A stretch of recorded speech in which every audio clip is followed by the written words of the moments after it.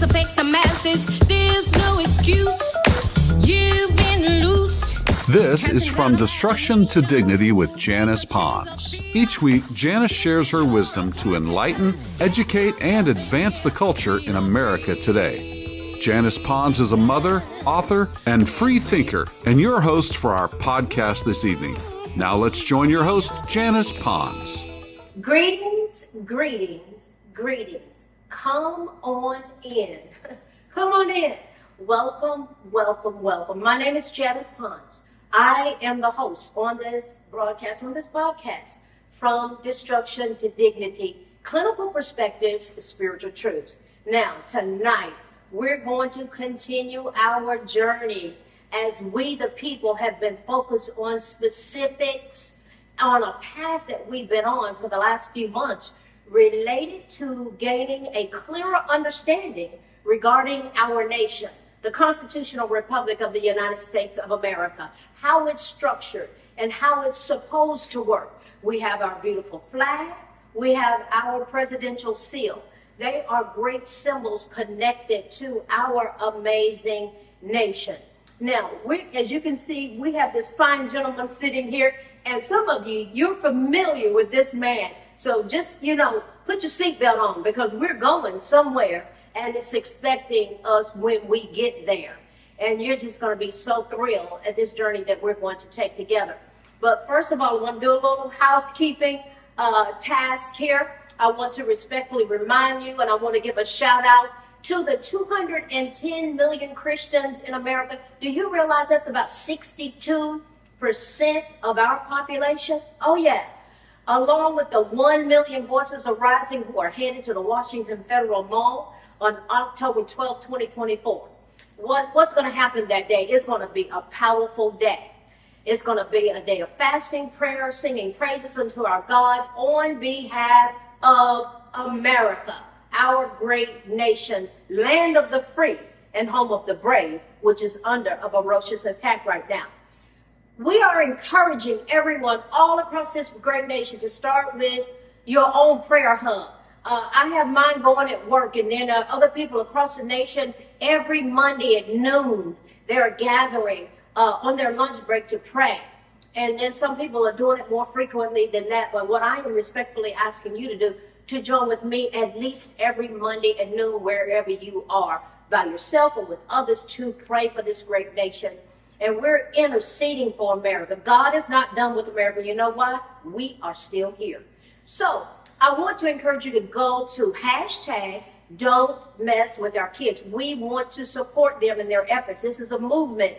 Jenny Donnelly, Lou Ingalls, many hundreds, thousands, millions around this nation are joining this movement to pray for America. Oh, yes. And, on JanicePons.com, I've been noticing about 1,000 people that are interacting with me. A little more has increased. And they're Christian conservatives by and large.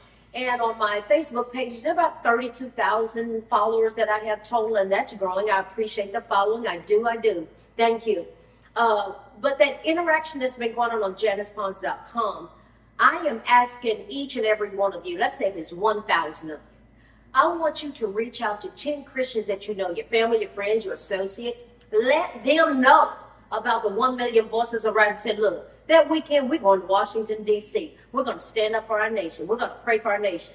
And when we have 1,000 Christians that share it with 10 Christians that they know, guess what? We're going to reach 10,000 people that know about this. Then I want those 10,000 to send it out to 10 people that they know. Guess what? Then the power of exponential growth happens. We will have 100,000 people that know about this event. And when the 100,000 people reach out to 10 people that they know, we're going to have 1 million souls that know about this. And I believe that they're going to show up on the Washington Federal Mall. I already got my plane ticket.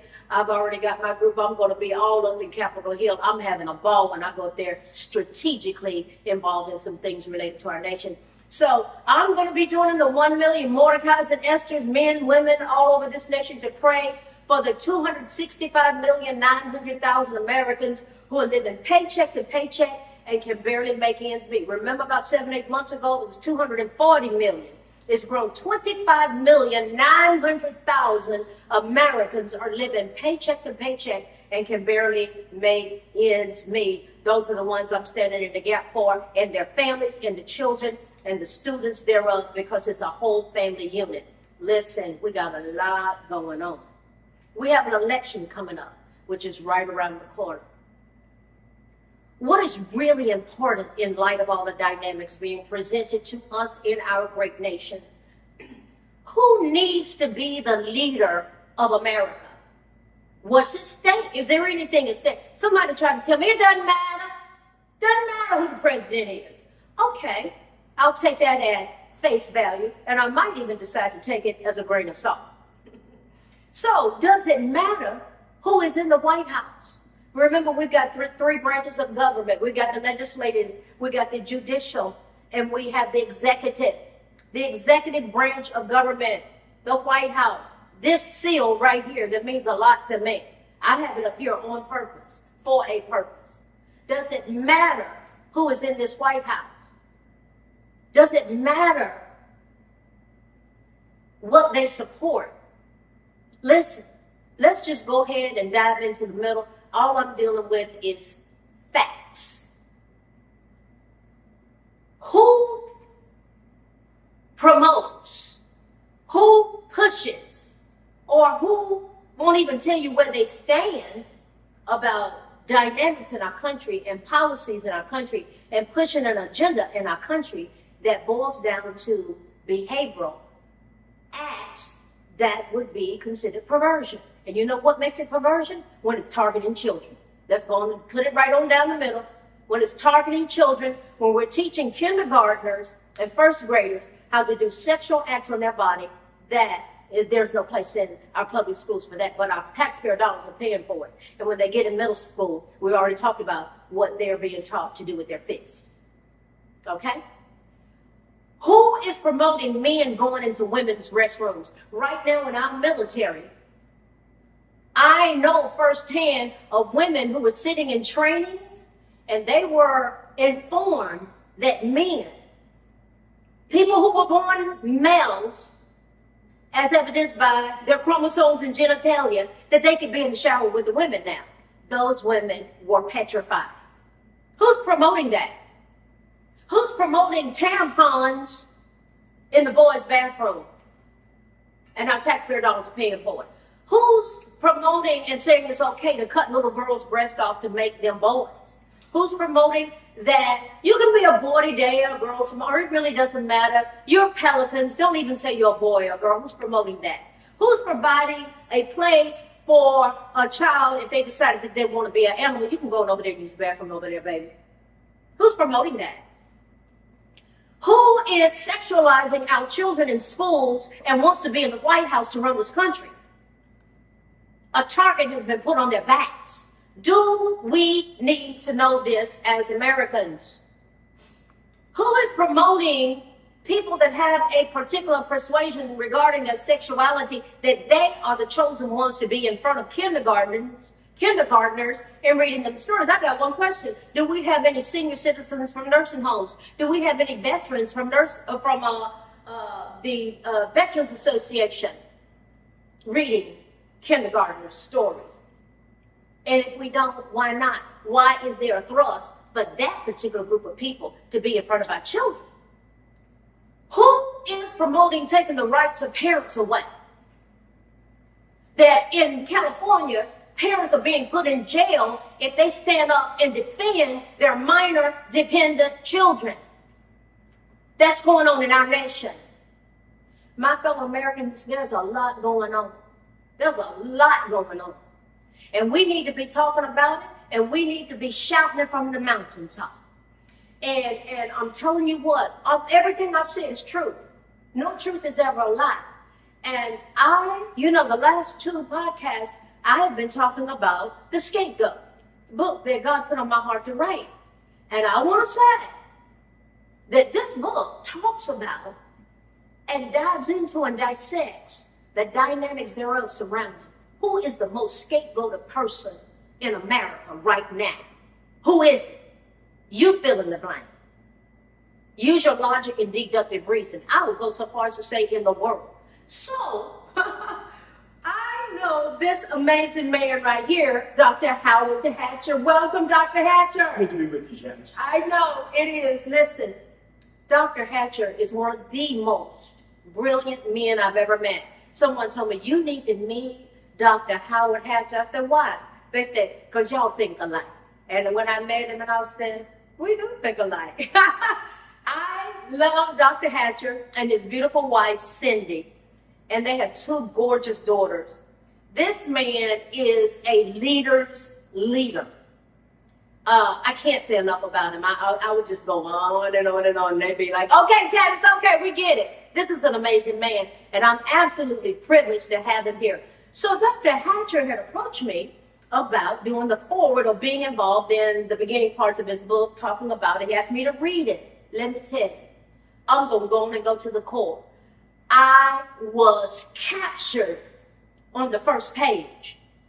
And God was talking to me as I was reading it. And the bottom line, I couldn't wait to get to the next page. So when I started, I had to go to bed. I got to get up. I said, I got to do this. So I had the book read in 2 days. Yeah. I was blown away. I really was. Because God began to talk to me, and I'm going to say this. He said to me that the scapegoat that he had put on my heart to write, the most scapegoated person in America, the most scapegoated man in America.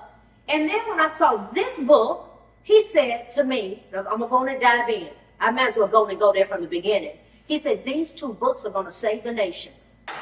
I'm going to say it again. He said to me, now he's just talking to Janice, we talk all the time. He said, Janice, people are ignorant. Ignorant means lacking knowledge in a particular area or matter. I'm going deep, and put your seatbelt on because we got a lot on the line in our nation. The enemy is trying to take us out. And somebody got to speak up the truth. And I know how much research went into this. I went back to the 1600s to the original documents. I know how grueling this was. And so when Dr. Hatcher approached me about reading this, and I saw the title, and then I saw what was going on here, History Accurately Told, and History Accurately Told here, and the dynamics and the theme of this, and I saw with this, and this is what I heard. He said, those 2 books can save the nation. I see study groups going on all over the nation, centered around the content thereof. I do. I'm very emphatic, but I know what I heard. And when I don't, y'all know me, I don't go around and say that thus said the Lord. That's not me. Y'all know me. I don't do it. But I'm telling you what, that's how powerful it is. So the scapegoat you can get on JanicePons.com, audio, ebook, paperback. And when I got introduced to this the other day, my life has never been the same. And I'm not just saying that because I don't just say stuff. Y'all know I got a lot on my mind. So let me tell you about this book that Dr. Hatcher, this is hot off the press. It's called Trump 45 and the Black Man Parallel. Trump 45 and the Black Man Parallel. I'm going to say it again because you're going to hear it. I believe it's going to become a household name, this book. Trump 45 and the Black Man Parallel. On the front cover, it is a picture of the assassination attempt with President Trump that happened July 13th in Pennsylvania. Then we have Dr. Martin Luther King here. Oh, Dr. King. And then we have the profile of a beautiful Black woman. The name of the book is Trump 45 and the Black Man Parallel, authored by Dr. Howard Hatcher. Welcome, Dr. Hatcher. Good to be with you, Janice. Yes, listen, let's dive in. And these questions are so pointed that I don't want to miss a beat. Your book draws a parallel between the treatment of Black men during the Jim Crow era and the treatment of President Donald Trump. Now let's just stop right there. Look, we're going to get at least 30% of Black men voting for Trump. And I believe more. And I know women, they're coming out the woodwork. You know why? They get informed. Ignorant means lacking knowledge in a particular area of matter.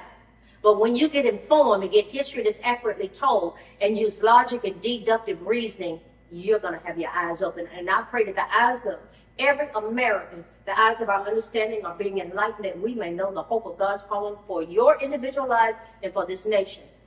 Dr. Hatcher, you draw a parallel between the treatment of black men during Jim Crow.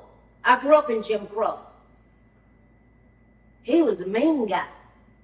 I was a little girl pushed around by Jim Crow, and the treatment of President Donald Trump. What was the inspiration? Just look into the camera and talk to the people. Look, just flow the way you want to, sir. This is your moment to go share what's on your heart.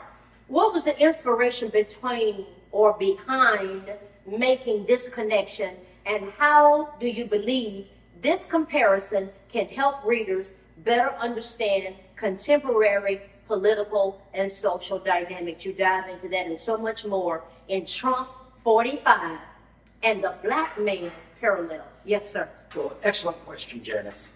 When you begin to look at the historical face of oppression of people of color, black men, of even the Asians when they were brought over and worked on the railroads, you begin to look at historical oppression, and you begin to realize that it's more than being about skin pigment. And for a believer, it's not a skin problem, it's a sin problem.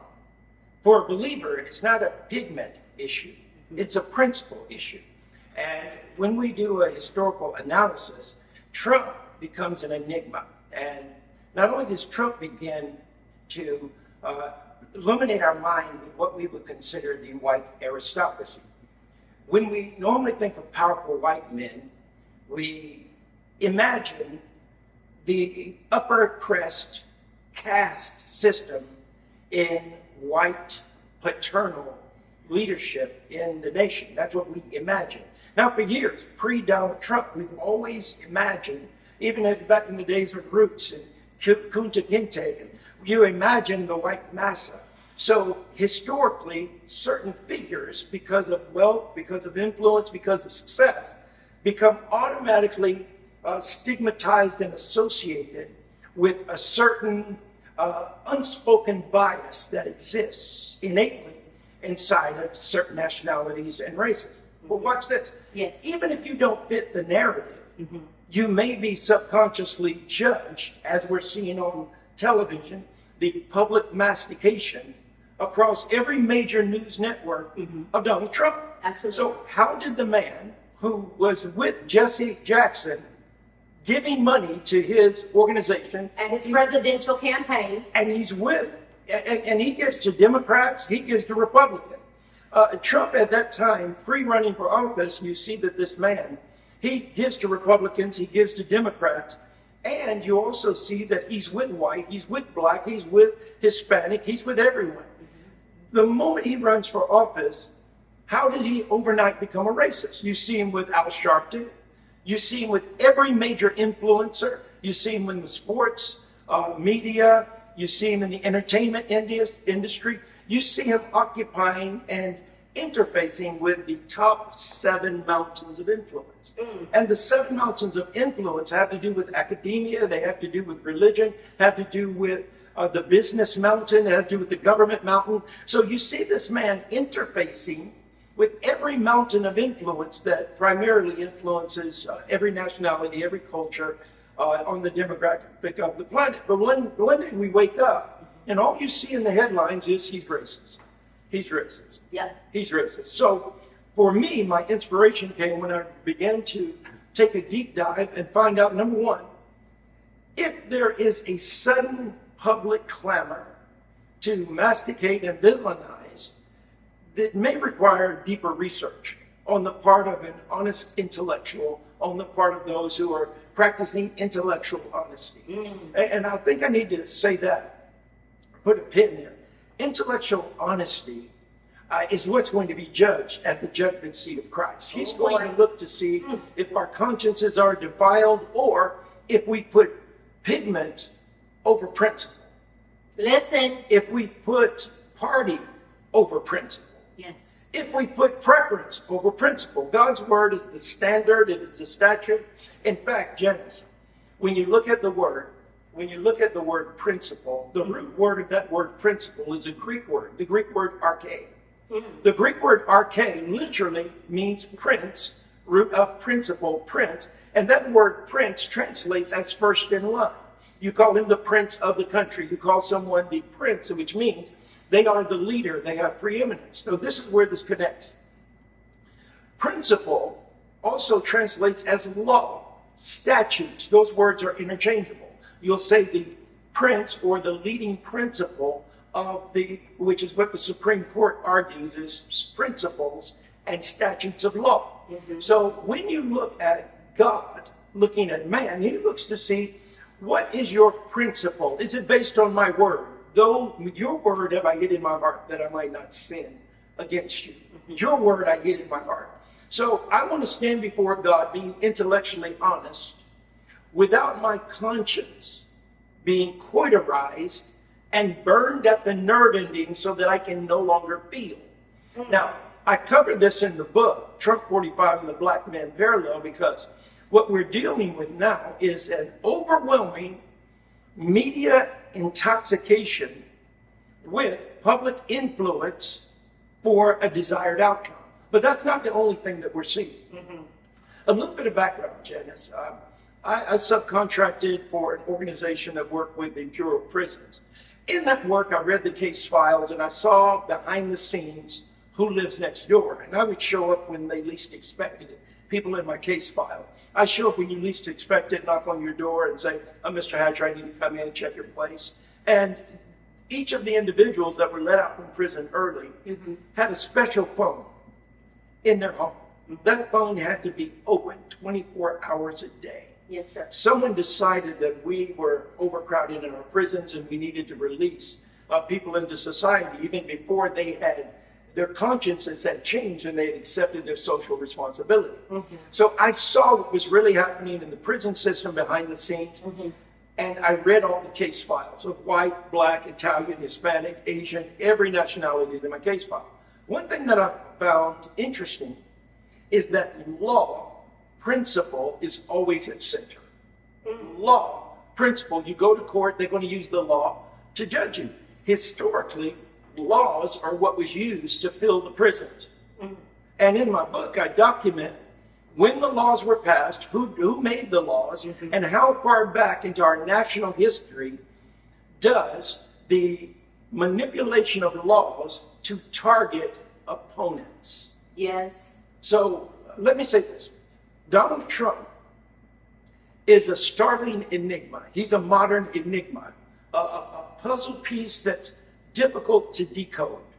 The black man, in his experience in the United States, has been difficult to decode. And you find people on all sides of the spectrum. But is there a correlation between how laws were used in the United States of America against black men and have those very same laws, identical laws, been co-opted and used against Donald Trump? And the answer is yes. I found law after law, government operation after government operation, and I name them. I found government operations, judicial malpractice, media malpractice, and even intellectual academia malpractice that's being in the colleges right now.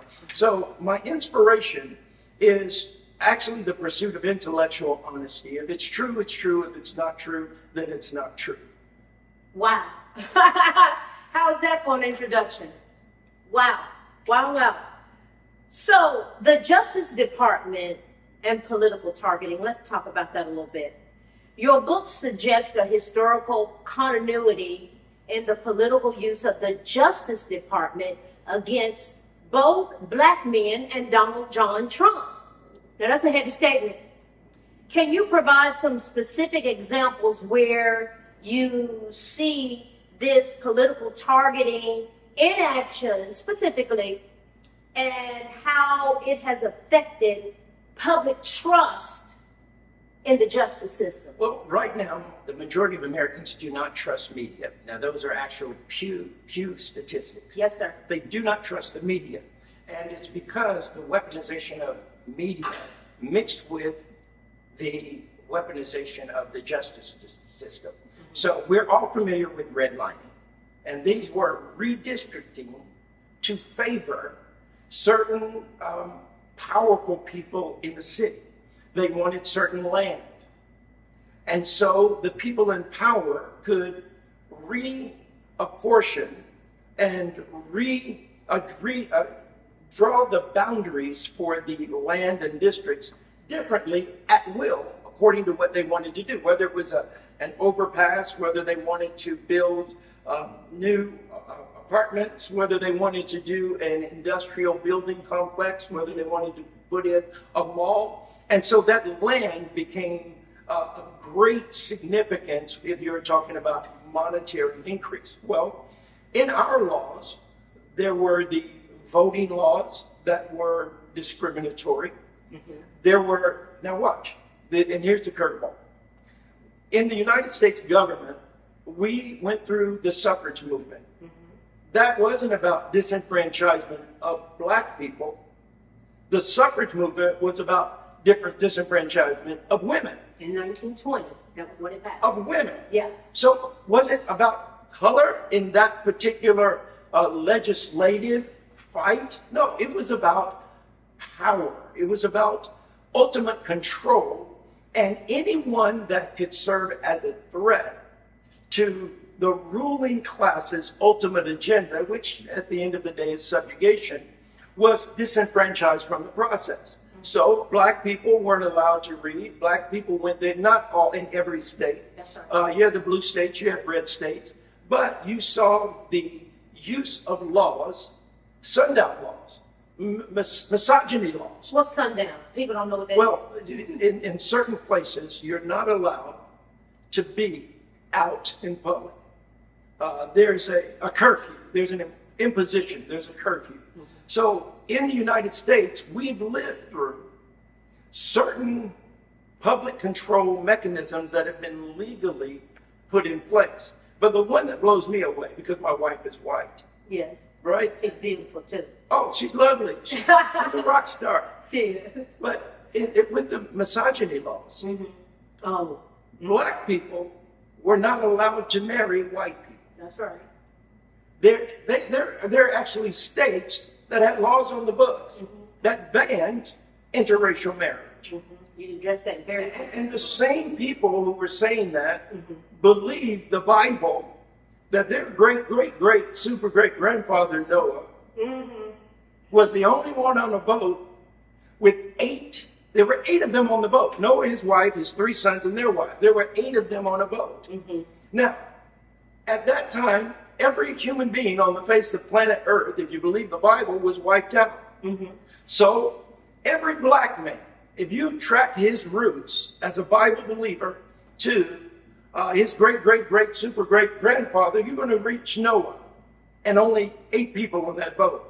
Track every white man, every Asian, every Hispanic, and they're going to all go back to Noah. So all human race goes back to that same individual on the boat who, when he got off, according to the Bible, began to proliferate the earth. So having roots as distant cousins. So when I'm doing speaking engagements, I say, turn to your neighbor, regardless of their pigment persuasion, and say, hello, cuz, because they all have the same super great relative in Noah. This is important because when we look at misogyny laws that said no interracial marriage, we began to define race in cultural distinctions. Race in cultural distinction. But there's no way to trample on the nationality of another person without trampling on your very roots, your own very root yourself. But Janice, I've got to say this thing with Donald Trump. He is a man who became a threat to an agenda. And whenever you hear, everyone listening, whenever you hear the orange man is a threat to democracy. The orange man. He's not a threat to democracy, he's a threat to an agenda. And those with the agenda, their only hope of stopping the man who's a threat to their agenda is to appeal to demagoguery.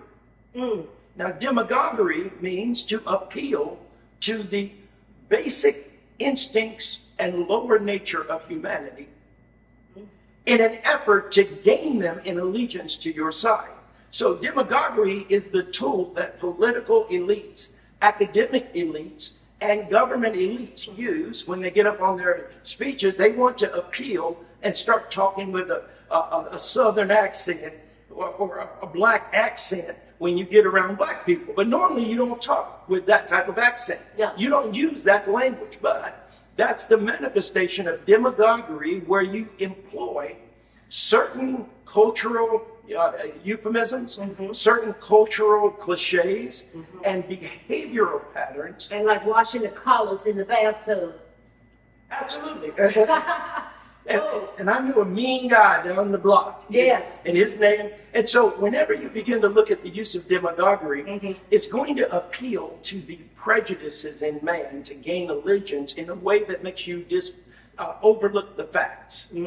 Because if I'm told that Donald Trump is a racist, and I'm told that the orange man is a threat to democracy, the very people telling me that, we have to explore what is their ultimate agenda that he has vowed to pass laws to overturn. Wow. Let's say he says drill baby drill. Oh boy, there we go. But their agenda is electric cars for everyone.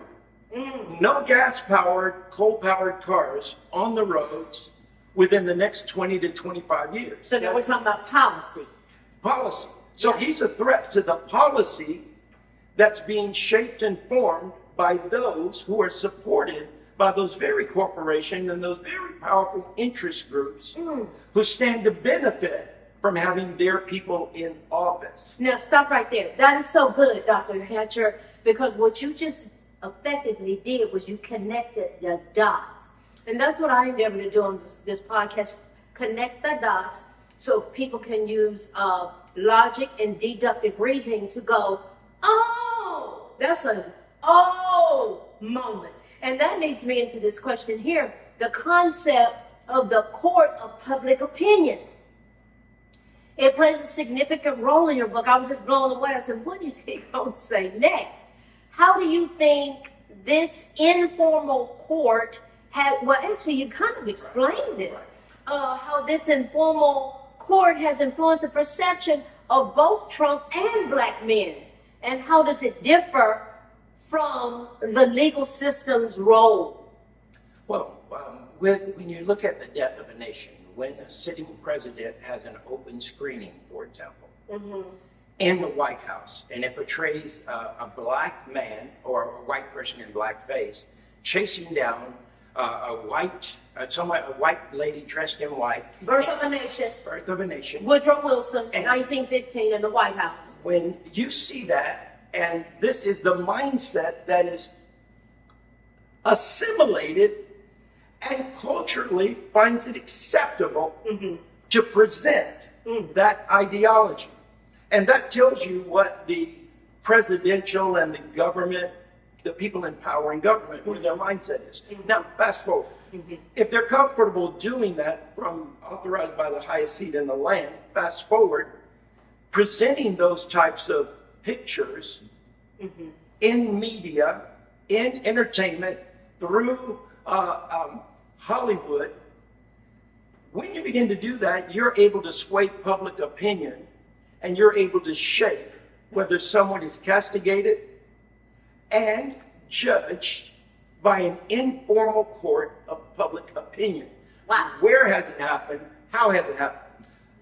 Kylie Jenner. Kylie Jenner affected voter registration because she appeared in one ad segment in a bikini, and they saw 1,000% increase in voter sign-up during the rollout of those ads. Wow. You saw media influence even with Taylor Swift. Taylor Swift and her Swifties caused a 2.3 epicenter earthquake just from stomping their feet, just from clapping and stomping their feet at one of her concerts. So when's the last time a group of people got together and because of their influence were able to call it an earthquake, a disruption in the beneath? So they found that with media influence of those that have, whether it's music influence, whether it's actor influence, whether it's at the commonplace now, at the Tony Awards, it's commonplace. You can curse Donald Trump. You can use profanity against Donald Trump, and the actors and actresses will not all of them, but many of them in the audience, they will begin to clap and give an applause. Yes. So that tells you where the people shaping media and television perception, how they're using their star power and how they're using the power of the screen. That way, they can use those sound bites and those minutes on the screen to judge, lynch. You call it a character assassination, right? It's a media lynching. That's a modern lynching. Decapitate someone's influence. Wow. Wow. Because you're controlling how the public views the individual. So, listen, we're going to do, Dr. Hatch is coming back for our next broadcast. Listen, we're just going to take us into this and we're going to dissect it even more because it fits right in with where we're going to end for tonight. We're going to talk about the modern lynching. He makes a provocative comparison between the lynchings of black men and the metaphorical lynching of Trump by media and political opponents. We've seen it over and over again. So we're going to dissect it. And that's what we're going to pick up. Listen, do you see what I'm talking about? I can't emphasize this enough. We will include where you can get this. It's going to be on Amazon. Next week we release, it'll be Monday or Tuesday, it'll be on Amazon, and we do a release. You can get paperback and you can get Kindle. Yes. So if you go to Amazon and type in Trump 45 and the Black Man Parallel, of course, the scapegoat is on JanicePons.com. I'm going to say it because I really believe it. These two books can save America. You know why? It knocks ignorance upside the head because it gives history that's accurately told. This is so powerful. This is powerful. When I saw them together, God really began to speak to my heart. Listen, we're in a time where people need to be informed. People need to have their, you know what I'm all about, provoking thoughts, bringing awareness, and pointing us as a nation towards intervention. I might go ahead and add, the intervention that this Dr. Howard Hatcher gives, I was absolutely blown away because I'm a solution-focused problem solver. I'm a licensed clinician, but most of all, I'm a woman of God, and I'm an American citizen in this great country. So we're coming back next week. Pat, share. Go to Janice Pond's YouTube channel and hit like and subscribe and share this with people because this word needs to get out. We're going to keep informing America because we are one nation under God, indivisible, with liberty and justice for all as we go together from destruction to dignity. I'll see you next week, and Dr. Hatcher will be back. See you then. Good night. Good night. Thank you. You're welcome. Thanks for listening to this week's episode of From Destruction to Dignity with Janice Pons. Janice's mission is to provoke thought, bring awareness, and point people towards intervention when needed. As a reminder, this show is not therapy, but for educational purposes only. For more information, check out JanicePons.com or follow her on social media. We are one power, strength is ours, liberty, been set free, education, affirmation, dedication, information, revelation.